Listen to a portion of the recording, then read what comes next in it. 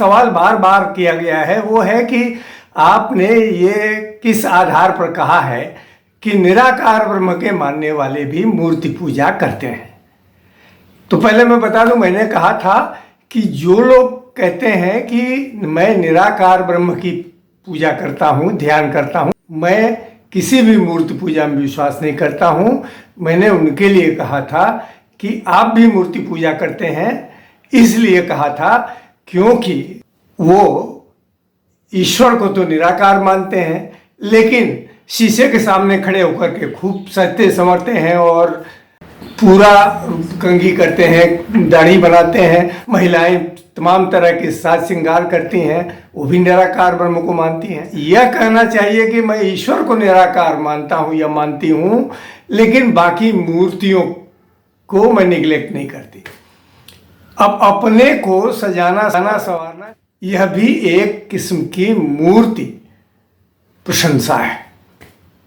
आप अपने को सजाते हैं, संवारते हैं, चाहे पुरुष हो चाहे महिला हो, या किसी बच्चे को हम बहुत प्रेम करते हैं जो नेचुरल है, छोटे बच्चे बहुत प्यारे होते हैं, तो उनको अगर हम उनका सेल्फी लेते हैं उनके साथ और अपना फोटो खिंचवाते हैं, सब करते हैं और उसकी फ़ोटो को बार बार दिखाते हैं, देखते हैं, दूसरे लोगों के पास भेजते हैं, तो यह तो एक जीवंत मूर्ति की को प्यार करना हुआ। तो मूर्ति को आप कैसे निगलेक्ट कर सकते हैं, मैंने ये कहा था। दूसरी बात, रामकृष्ण परमहंस ने कहा था, महान संत रामकृष्ण परमहंस ने कहा था, साकार है पिता हमारा निराकार महतारी, काको निंदो काको बिंदो दोनों पल्ले भारी। तो उन्होंने कहा था साकार पिता निराकार माता, यानी दोनों बराबर है। साकार के मानने वाले भी, उनको भी प्रणाम है, निराकार को मानने वालों को भी प्रणाम है, और मैं भी यही कहता हूँ, मैं भी दोनों को प्रणाम करता हूँ। लेकिन जो ये दावा करते हैं निराकार ब्रह्म वाले, उसमें निराकार ब्रह्म के मानने वाले भी हैं। तो पहले के समय में ब्रह्म समाज कितना वो था, ब्रह्म समाज के लोग भी निराकार ब्रह्म को मानते थे। लेकिन ये बात तब आई है कि आप निराकार ब्रह्म को मानते हैं और अपनी जीवंत मूर्ति के श्रृंगार करते हैं और दूसरे जीवंत मूर्तियों के साथ फोटो खिंचवाते हैं, उस फोटो को रीसेंड करते रहते हैं। तो ये हम भी तो एक जीवंत मूर्ति हैं। हमारी मूर्ति को लेकर के, अपनी मूर्ति को लेकर के इतना आत्ममुग्ध हो जाना, फेसबुक पर देना, यहाँ देना, वहाँ देना, तो ये निराकार ब्रह्म के मानने वाले, कम से कम अगर पक्के निराकार ब्रह्म के मानने वाले हैं, वो ऐसा नहीं कर सकते। वो तो शीशे में मुंह भी नहीं देखते हैं, लेकिन ऐसे लोगों की संख्या 2% होगी। एक और बात है, रात को जब हम सोते हैं या जब भी हम सोते हैं तो हमारे शरीर का होश नहीं रहता।